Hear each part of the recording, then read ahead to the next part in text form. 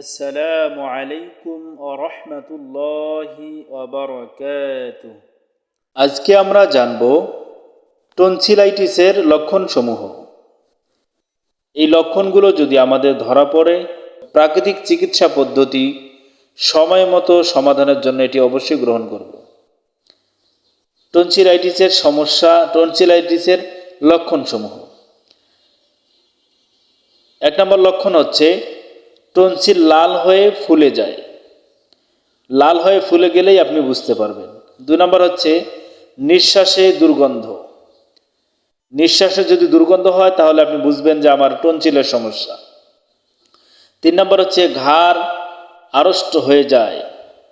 যদি ঘাড় আড়ষ্ট হয়ে যায় তাহলে আপনি অবশ্যই বুঝবেন যে আমার টনসিলাইটিস বা টনসিলের সমস্যা। 4 নম্বর হচ্ছে মাথা যন্ত্রণা করে। যদি আপনার প্রচুর পরিমাণে মাথা যন্ত্রণা করে তাহলে আপনি ভেবে নিতে পারেন যে আপনার টনসিলাইটিসের সমস্যা হতে পারে। 5 নম্বর হচ্ছে গলায় ব্যথা হয়। গলায় ব্যথা হলে তাহলে আপনি বুঝতে পারবেন যে টনসিলের সমস্যা। 6 নম্বর হচ্ছে ঢোক গিলতে গেলে ব্যথা হয়। আপনি ঢোক গিলতে গেলে ব্যথা হলে বুঝতে পারবেন যে টনসিলাইটিসের সমস্যা বোঝা যাচ্ছে। 7 নম্বর হচ্ছে ঠান্ডা লেগে বা ঠান্ডা ছাড়াই জ্বর।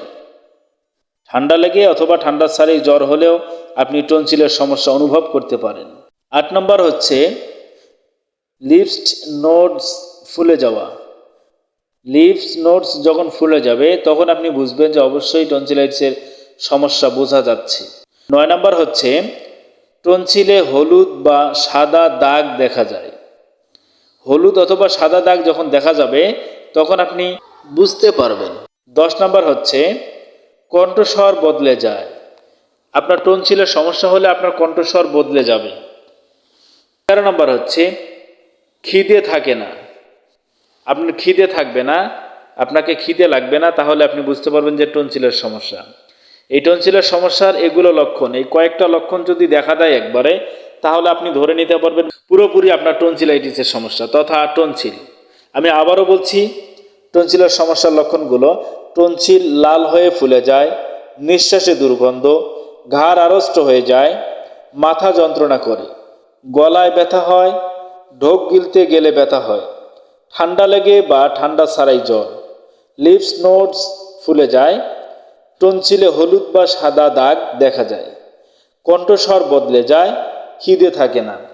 এই লক্ষণগুলো দেখলেই আপনি বুঝতে পারবেন আপনার টনসিলাইটিসের সমস্যা তথা আপনার টনসিল।